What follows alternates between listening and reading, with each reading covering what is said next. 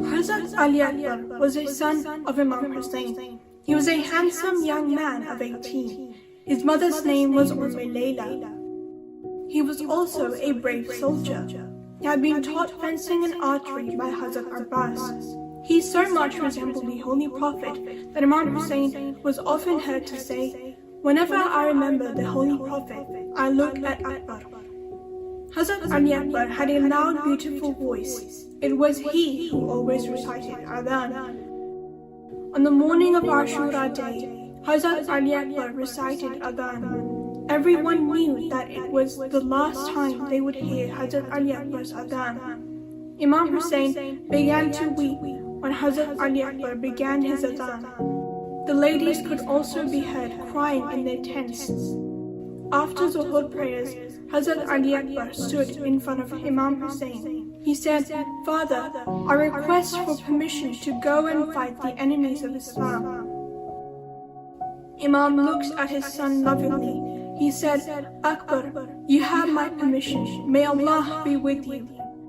But Akbar, you know how much your mother's sisters and aunts love you.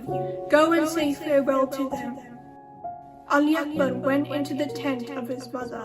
Every time he wanted to come out of the tent, the mother, aunts and sisters would pull his cloak and say, "Oh Akbar, how can we live without you?" Finally, Imam Hussain had to go in and plead with all to let Hazrat Ali Akbar go. Imam helped his youthful son to mount the horse. As Akbar began to ride towards the battlefield, he heard footsteps behind. He looked back and saw his father. He said, "Father, we have said goodbye. Why are you walking behind me?" Imam Hussain replied, "My son, had you been a father, you would surely have understood."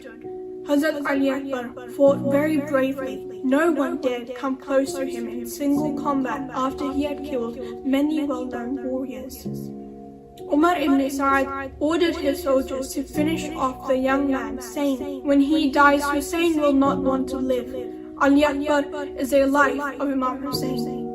While a few soldiers attacked Hazrat Ali Akbar, another slowly crept up to him and threw a spear at his chest with such ferocity that it penetrated his chest and he fell faint. As he was falling from his horse, he cried out, "Oh father, my last salams to you." As he hit the ground, the spear broke, but the blade remained lodged in Akbar's chest. Whenever Imam heard Akbar's salam, he looked at Farad, where Hazrat Abbas lay, and said, "Abbas, now that this brother of yours needs you most, where have you gone?" With all his strength, sapped by the anguish in Akbar's voice, Hussain began to walk towards the battlefield. Let us pause briefly to remind ourselves of an incident in 7th Hijrah. The Jews of Karbala had revolted against the Holy Prophet. The Prophet and the Muslims of Medina laid a siege on Karbala. They surrounded the fortress in which the Jews had taken shelter.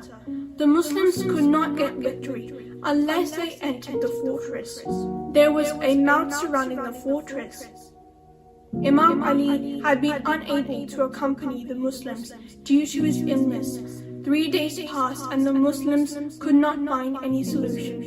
Even if they got across the mount, they would face the famous gates of the fortress. These were made of steel, and it is said that at least 20 men were needed to push open or close each gate. On the 3rd day, after the morning prayers, the Prophet summoned Ali. Imam Ali immediately responded.